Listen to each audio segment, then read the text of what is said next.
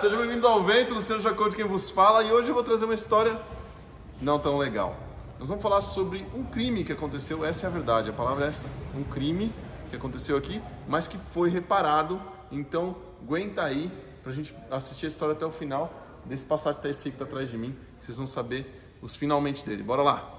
É isso aí, pessoal, vamos comprar um carro usado. Qual que é a primeira coisa que a gente faz? É pegar um sábado, colocar a família inteira dentro do carro, ir para uma loja de carro, olhar o carro dos sonhos que a gente viu pela internet no LX, entrar no carro e falar assim, é meu, né? Não, pessoal, não se faz assim. Mas, Luciano, as lojistas dão garantia. Mas, Luciano, olha, a incomodação, o tempo que você vai ficar sem o carro e aquilo que você pode evitar de dor de cabeça, eu aconselho vocês, evitem, tá? O mercado do automóvel, ele tem um negócio muito engraçado. A verdade é que é engraçado, mas é trágico, tá? Se você pegar uma TV tua hoje, que você comprou há um ano atrás, e ela der um problema na placa dela, e você pegar, colocar no porta-malas do seu carro, levar para alguma autorizada, o cara vai abrir um cadastro teu e falar assim, então, meu querido, daqui 2 semanas eu te respondo com o orçamento, tá? Talvez ele seja um pouco mais ágil que isso, mas esse é o mundo do reparo de eletrodomésticos. E esse também é o mundo do reparo, talvez, não emergencial, mas aquela reforminha que você quer fazer na tua casa com pedreiro. Mas o mundo do automóvel, ele exige muitas vezes de nós, reparadores, que a gente traga uma resposta imediata para o dono do carro, né? Olha, amanhã eu já vou falar qual é o problema do carro para você, né? Semana que vem teu carro está pronto, independente se a peça está vindo da Alemanha. E a gente tem que ter essa agilidade, comprar peça, deixar no estoque é muito diferente. Você percebe como a gente tem que se desdobrar por um item que custa talvez centenas de vezes mais caro que uma TV, né? E a TV a gente se abre mão, né? A gente deixa lá por 1 ou 2 semanas. Talvez até o celular, que seria um item de uso tão constante quanto o carro, você também deixa o celular lá 1, 2, 3 dias até você conseguir o reparo, né? Se não for uma troca de tela, algo muito simples.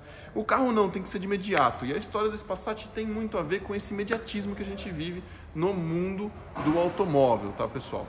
Então, vem cá, deixa eu contar para vocês, bora lá. Então, pessoal, vocês já entenderam, esse veículo acabou de ser recém-comprado e comprado na emoção. O dono é um amigo, um grande amigo meu, na verdade, é um cara muito gente fina, mas que, emocionado, o sonho dele era uma Passat Variant. Ele teve uma Passat Variant lá atrás, teve que se desfazer, então ele queria muito ter outra e viu a oportunidade.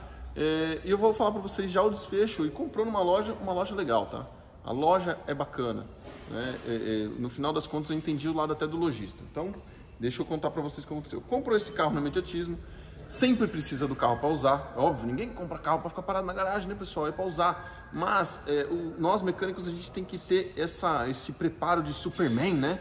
De conseguir voar, dar porrada e levantar o mundo nas costas, em um dia consertar o carro inteiro e achar o problema. E não foi o caso aqui, infelizmente. Como o carro não foi avaliado pela pressa, pelo imediatismo, pela vontade dele de adquirir o carro, eu até falei para ele, cara, não fecha o negócio antes de eu olhar o carro. Traz o carro na oficina, deixa a gente no mínimo passar um scanner no carro. Vocês vão ver que o problema que aconteceu aqui, o scanner não ia resolver. Mas, honestamente, eu não teria aconselhado ele a comprar esse carro. Ou eu teria aconselhado ele a negociar o carro de maneira diferente, no mínimo. Porque algumas coisas de início já davam os sinais de que o carro teria muitas manutenções a serem executadas. Então essa Passat ele comprou, o carro tinha problema de ignição, falhas de ignição. Então vocês vão ver aqui, ó, que inicialmente, né, a gente começou verificando bobinas de ignição, colocamos 4 bobinas originais Bosch, trocamos eletroinjetores original Bosch, os 4, por quê? Porque estavam com estanqueidade ruim, o carro tinha falhas de ignição, que a gente chama de P0300, né? E era exatamente esse o código de falha, P0300. Descarbonizamos o carro. Para quem não conhece sobre os TSIs, tem vários vídeos aí no canal sobre carbonização, sobre essa situação que acontece nos TSIs. Colocamos vela, eu medi compressão desse motor, eu medi vazão desse motor, a gente trocou a PCV desse carro por uma original Hengst. Então foi feita toda uma avaliação pós-compra. Qual que é o problema? A avaliação pós-compra, ela já te custa muito mais caro, né? Quando você vem fazer uma avaliação pré-compra com um mecânico da tua confiança, ele já vai apontar algumas coisas que iniciais a gente já sabe que vai ter que ser feito. O carro estava com uma bobina de cada sabor, uma bobina de cada marca, né? A gente fala uma bobina de cada sabor, ou seja, uma de cada. Já tinha sinal de que o bico injetor não estava legal, o carro já tinha falha de ignição na memória, então a gente já negociaria esse carro diferente. O problema é que depois que a gente fez essa manutenção inicial, ele foi para a estrada e ele mora em outra cidade, não em Curitiba, E no trajeto dele, não é um cara que acelera nem nada disso, mas no trajeto dele ele percebeu o seguinte: Luciano, quando eu acelero para ultrapassar, ou seja, quando eu acelero firme, o carro dá uma falhada e corta. Isso que estranho. Acende luz de injeção? Não. Acende alguma outra luz no painel, né? Muitas vezes as pessoas não estão habituadas a ouvir falar sobre a luz do EPC, mas acende alguma outra luz no painel? Não. Dá algum aviso? Não. Mas e aí? Aí eu tiro o pé, acelero, ele está cortando ainda. Se eu parar o carro, desligar e ligar, o carro volta a funcionar. Passa com o carro aqui, passa o carro aqui, passa o aparelho. Tem memória de avaria? Não tem memória de avaria. Caramba, cara, eu preciso do carro para amanhã, eu preciso do carro para sábado, né? Não tem como ficar sem o carro, acabei de comprar, a gente quer curtir. Cara, não usa o carro, deixa eu descobrir o problema e tal, não sei o quê. E vai. O carro acabou voltando porque ele falou assim: cara, cansei, o carro continua dando erro, veja aí o que está acontecendo, amigo meu, hein? Veja aí o que está acontecendo, porque eu preciso resolver. Que eu já gastei, né, com você e tal. Então isso acontece muito com os mecânicos. Quem é mecânico que está ouvindo aí vai se identificar com essa situação. Quem é dono de carro, cuidado, pessoal. O mecânico está fazendo aquilo que está no alcance dele muito mais rápido que o cara que conserta a tua TV. Então a gente usou peça original, usamos nosso know-how. A Alvento mexe muito com o motor TSI aqui e de repente a gente estava de frente com uma situação que não estava natural para nós.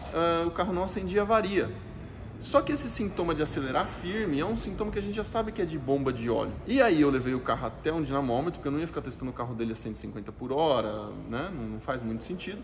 Levei o carro até um dinamômetro para quê? Para poder analisar os dados enquanto o carro estava com carga, plena carga, aceleração, em cima do dinamômetro. E em cima do dinamômetro o carro deu um defeito de interruptor de pressão. Bom, interruptor de pressão, aqui ó, é o sensor de pressão aqui. Agora nós vamos falar um pouco de técnica, tá, pessoal? Vocês estão vendo que tem dois sensores de pressão? Esse aqui, ó, um deles, que é o superior, esse aqui é o que calcula, né? Mede, na verdade, não calcula, né? Ele mede a pressão de óleo do motor, beleza? O que acontece? Então é o marrom e o azul. Esse mede a pressão de óleo do motor, o azul também, Luciano? Também. Só que esse aqui, ele é um controlador de uma solenoide lá embaixo. Deixa eu contar uma história para vocês. Bomba de óleo, ela é como se fosse um consumidor de energia dentro do motor. Assim como o ar-condicionado, quando você liga, rouba potência do motor, a bomba de óleo, quanto maior a pressão ela tem que trabalhar, mais potência ela está roubando do motor. Então a gente tem que ter muito claro que se eu conseguir, através de uma tecnologia, baixar a pressão de óleo quando não há necessidade do uso dela, eu estou economizando combustível e deixando a potência do motor mais leve, o motor mais leve, digamos assim. Estou tirando um consumidor dentro do motor. Então, a Volkswagen, a Audi, né? A Volkswagen no projeto desse motor, o que ela fez? Ela colocou esse segundo sensor de pressão de óleo, esse azulzinho, com uma solenoide controladora de bypass lá embaixo, controladora de pressão. E ela controla reativamente a pressão de óleo, baixando a pressão máxima de óleo, quando não há necessidade dessa pressão total, fazendo com que o carro seja mais econômico, porque não há o consumo da pressão de óleo da bomba de óleo. Então perceba, há um controle ativo da pressão de óleo. Os TSIs, quando essa pressão de óleo recomendada pela central eletrônica do motor não é atingida, o carro entra em emergência. Por isso que eu falei que aquilo é um sintoma de bomba de óleo, que é muito comum a gente ter que trocar essas bombas de óleo. O custo de uma bomba de óleo hoje, dessa, em média, concessionária, que é a única que eu confio para colocar, pessoal, nós estamos falando de cerca de R$4.000, tá? Mais a solenoide, mais a mão de obra, mais a troca de óleo, mais a cola do cárter. Vocês já entenderam que essa OS é uma OS para resolver esse tipo de problema de R$6.000 a R$7.000. Mas, Luciano, se eu não trocar a bomba de óleo e continuar esse erro, o que acontece? A pressão de óleo que o motor está exigindo não está sendo adequadamente entregue. E motor que não tem pressão de óleo desgasta a ponto de fundir bronzina, desgastar colo de mancal. Esse motor não tem, óbvio, né, bronzina de comando, e o comando é um ponto alto no motor, onde não recebendo pressão, ele vai comer os colos de comando, que é a própria tampa de válvulas, às vezes perde até o cabeçote, os comandos com certeza perde. Então, assim, pressão de óleo faltando é morte ao motor. No curto médio prazo é morte ao motor. Então, quando dá esse tipo de erro, pessoal, o carro acende uma avaria no painel assim, ó, pã, falta de pressão de óleo, desliga o motor. Esse é o recado. Falta de pressão de óleo, desliga o motor. Por isso ele entra em emergência, acende uma luz do EPC, Electronic Power Control. O carro corta, entra em emergência e acabou. Acabou. Esse carro não vai ter potência. Olha só o sintoma que estava na estrada. Mas, Luciano, você me disse que esse carro não acendia luz. Luciano, você me disse que esse carro não acendia avaria. Esse carro não tinha avaria de memória. Pois é. Lembra que eu falei para vocês que o meu amigo foi vítima de um crime? Agora vem a história. Existem, dentro do módulo no controlador do motor, dentro do módulo controlador do motor, um software, que é o que a gente mexe, inclusive, quando vai fazer a reprogramação de potência. E esse software não está lá só para controlar a potência ou a alimentação, ele está lá para controlar as avarias do motor. Então você coloca as condições que o motor tem que trabalhar, e se ele trabalhar fora dessas condições, acende a luz de avaria. Se ele trabalhar fora dessas condições, dá um aviso para o condutor. Só que da mesma maneira que o software está programado para fazer isso, alguém maliciosamente pode fazer com que essa avaria não apareça. Ir lá e desprogramar, falar não apareça mais essa avaria. Dá uma olhada como é que a gente descobriu isso. O módulo do motor, ele está com cola. Vocês estão vendo? Eu não cheguei a abrir esse módulo, apesar de a gente fazer alguns reparos de módulo aqui no vento e fazer reprogramação de potência também, né? E ele tem sinais de que veio de um desmanche, percebe? Todo mundo que mexe com peça usada sabe, né? Esse tipo de marcação aqui é marcação de sinal de desmanche. Esse módulo de motor, então, já tinha sido avariado, ó. As travas não estão presentes. Isso aqui, ó, como ele foi fechado no silicone, ele precisa de uma vedação. O que o cara que fez, o que ele fez, ó? Ele pegou uma capa de um suporte de bateria, que é alguma coisa assim, ó, passou um parafuso, um soberbo, e ele colocou em cima do módulo lá para o módulo não pegar mais, correu menos risco de pegar água depois que ele fez esse serviço bacana aqui, né? Então, esse módulo foi alterado. Foi o primeiro sinal que eu peguei. Eu falei, cara, se o carro tá com pressão de óleo insuficiente, mas não acusa. Deu erro no interruptor de pressão de óleo dinamômetro que eu contei para vocês. Olhei o interruptor de pressão de óleo, eu substituí ele e antes medi a pressão de óleo. Em marcha lenta estava correta. Ele cortava a pressão de óleo a 2.000 RPM. Eu falei, cara, por que não está acendendo luz de avaria nesse carro? Por que não tem avaria na memória? DTC. Tirei, removi as capas, olhei para a cara do módulo e falei, esse carro foi alterado. Esse carro foi alterado em alguma maneira em programação e não tinha no contador flash, ou seja, ele foi alterado direto no chip, na EPROM do módulo, tá? Que é uma das maneiras de você fazer uma alteração. Talvez não seja nem o módulo original do carro. Então isso foi um primeiro sinal. O que eu fiz? Peguei meu equipamento, busquei um software íntegro, que a gente chama, o software original do carro, atualizado, e atualizei. Fiz um reflash, né? Você atualiza como se você fizesse uma atualização do teu celular. Você faz a atualização do módulo do carro colocando o último software disponível original do veículo. Feito isso, eu dei partida no carro, acelerando ele parado, sem carga. A primeira coisa que aconteceu, apareceu a avaria no painel. Apareceu a avaria no painel de baixa pressão de óleo. Eu falei, cara, a bomba tem problemas. Esse carro estava maquiado para não mostrar a baixa pressão de óleo. De cara, reprogramação feita para não mostrar. Então a gente já percebe que houve uma fraude. Segunda coisa, pessoal, muito me estranhava ainda o fato de que o carro não acendia o EPC. Um carro que tem falha na solicitação de pressão de óleo, seja por desgaste de bomba, seja por problema na solenoide de controle, seja problema no sensor de leitura, seja problema no sensor do controle, seja por problema de óleo, seja problema de desgaste do motor, né? Eu vou explicar para vocês o conceito de pressão de óleo no motor. Mas qualquer uma dessas falhas que acenderia a avaria no painel dizendo baixa pressão de óleo, desligue o motor, gravaria um DTC, um código de falha no módulo do motor para a gente poder fazer a leitura. Por último, ele acenderia a luz do Electronic Power Control informando o cliente que o carro está em emergência, que o carro está numa situação assim, dirija seu carro da maneira mais prudente, mais devagar possível, até um acostamento, desligue, coloque no guincho e mande para a oficina. É isso que significa uma luz vermelha de pressão de óleo no painel. E por que a luz do EPC, que era a luz do erro, no controle do motor não acendia?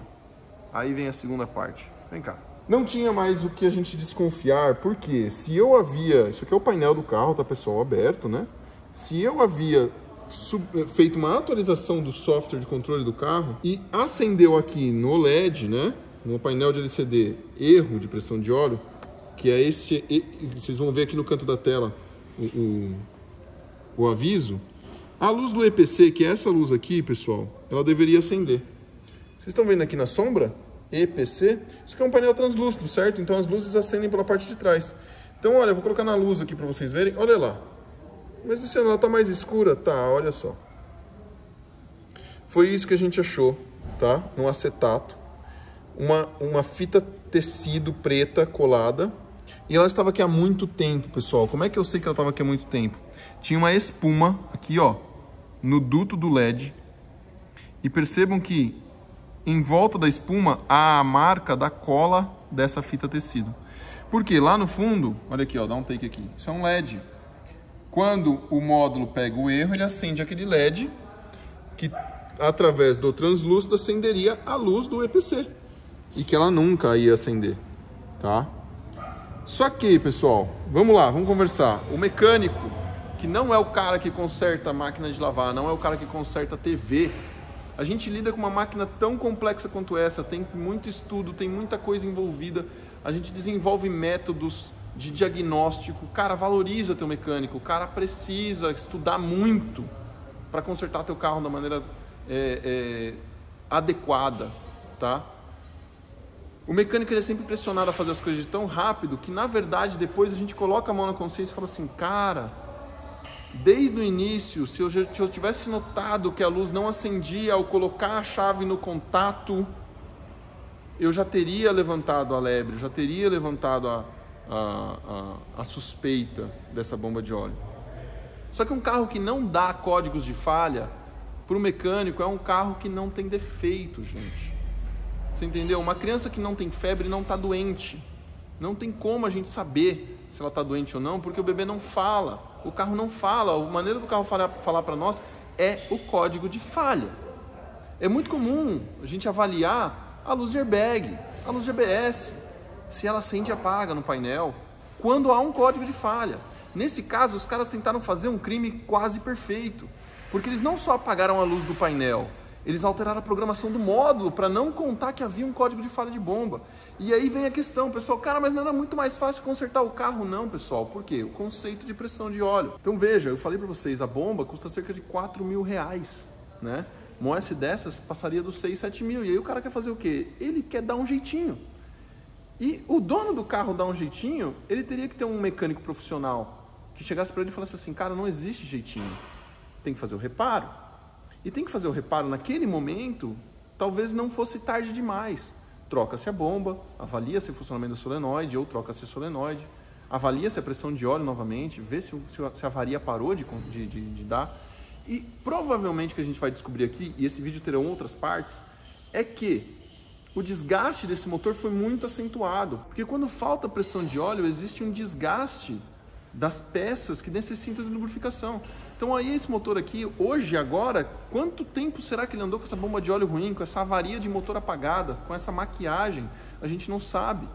Então isso vai levar talvez a uma perca total desse motor, a uma necessidade de retífica completa. E essa é a próxima avaliação a ser feita. Por isso que eu estou trazendo para vocês todo esse conhecimento, essa informação. Por quê, pessoal? Esse tipo de falha não se resolve em meia hora, pessoal. Esse tipo de falha você precisa de tempo para avaliar as coisas com calma e trazer efetivamente uma resposta concreta para o diagnóstico. E não pressione teu mecânico do tipo, o carro ficou aí o dia inteiro. A gente precisa muitas vezes olhar o carro frio, o carro quente. A gente depende das informações que vocês trazem para nós, entendeu? Cara, a falha acontece assim. Esteja atento aos sinais do teu carro e traga esse tipo de informação para o mecânico. Mas não é só passar o aparelho, é 2 minutinhos. O aparelho, nesse caso aqui, não serviu para absolutamente nada. Por quê? Porque haviam acobertado tudo que aconteceu com esse carro. Então agora nós vamos passar a avaliar esse motor, vamos abrir esse motor, é o próximo passo. Vamos abrir toda a parte de sincronismo, tampa de válvula, comando. Esse motor você não consegue acessar o mancal do virabrequim sem remover o motor do carro. Vocês sabiam disso? Então tudo isso é mão de obra custosa. E o desfecho que eu queria contar para vocês. Como aqui na Alventra a gente tem um padrão de acompanhar tudo o que está acontecendo, gravar, informar o cliente com todas as informações possíveis para passar uma transparência, uma tranquilidade, o máximo de informações possíveis para o cliente poder entender a complexidade, entender o serviço que está sendo feito, ter um histórico. Tudo isso serviu para o dono do carro, que comprou o carro há menos de 2 semanas, enviar essas informações à loja que vendeu o carro e o dono da loja, a loja no caso, ela foi pega de surpresa. Eu pelo menos entendi assim, eu prefiro acreditar na bondade das pessoas do que acreditar que todo mundo é mal, tá? Ele foi pego de surpresa, ele falou assim, cara, eu comprei esse carro, entrou em uma troca de outro, eu não sei o que aconteceu, pela minha lógica como é profissional, eu preciso dar uma garantia para você. Se você confia no mecânico que está o carro lá, se é ele da tua escolha, eu não vou nem discutir contigo. Eu vi os vídeos dele, entendi toda a situação, infelizmente a gente não sabia disso. Então nós vamos assumir todo o custo do reparo.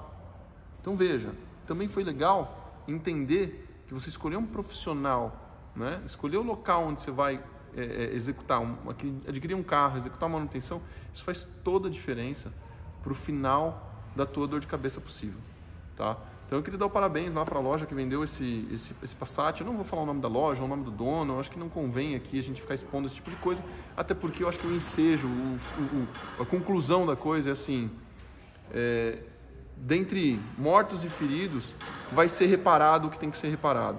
Mas muito cuidado ao adquirir carro usado. Muito cuidado a pressionar teu mecânico para entregar um diagnóstico em 2 horas.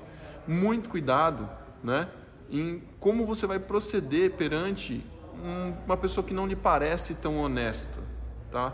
Porque, infelizmente, o mundo precisa de menos mecânicos que fazem isso aqui. Porque, mas foi o dono que pediu. Cara, amigo mecânico, você que está do outro lado da tela, você não é obrigado a servir o cliente se você percebe que aquilo não é da tua índole, tá? Porque isso aqui alguém executou, e quem executou não tinha boa índole, estava empurrando um problema que era de responsabilidade dele e piorando esse problema, que é o que a gente vai acabar confirmando aqui, né? E trazendo um prejuízo enorme a muitas partes futuras, do tipo, não é meu mais, então tudo bem. O mundo não funciona assim, querido. Não existe almoço grátis, dá volta às coisas, entendeu?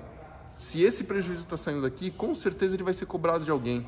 E a economia, ela é uma só. O dinheiro está circulando na mão das pessoas. Talvez ele falte lá na frente para você que fez isso aqui, porque ele veio a faltar aqui por conta de um prejuízo que não era necessário ser feito um reparo tão grande num carro como esse. Podia ter sido feito apenas o reparo da bomba de óleo, que no pior dos casos custaria entre 6 a 7 mil reais, tá? E o motor não teria sido dado perca total e não teria trazido o prejuízo que trouxe já até agora. Tempo meu, diagnóstico, peças trocadas, dor de cabeça, tempo perdido pelo cliente, tempo perdido pelo dono da loja, tempo perdido pelo dono do carro que está sem o carro para usar. Percebem? Então, é um vídeo longo, mas acho que o recado vale muito a pena. E eu vou trazer outros episódios para vocês verem o desfecho disso aqui. Vou trazer com certeza esse motor desmontado, mostrando o desgaste, mostrando a bomba de óleo. Enfim, nós vamos descobrir tudo isso juntos. E você que é seguidor da Alvento vai acompanhar isso. Você gosta de motor TSI? Você trabalha com motor TSI? Você tem um motor TSI? Cara, o canal certo para você é aqui, é a Alvento. Segue a gente no Instagram, dá um like aí no vídeo, compartilha isso naquele grupo teu de vagueiro, de dono de áudio, que eu sei que você tem. Beleza? Valeu, eu sou o Luciano Jacode da Oficina Alvento, a oficina onde a manutenção do teu carro não é um gasto, é um investimento. Somos mais que uma oficina.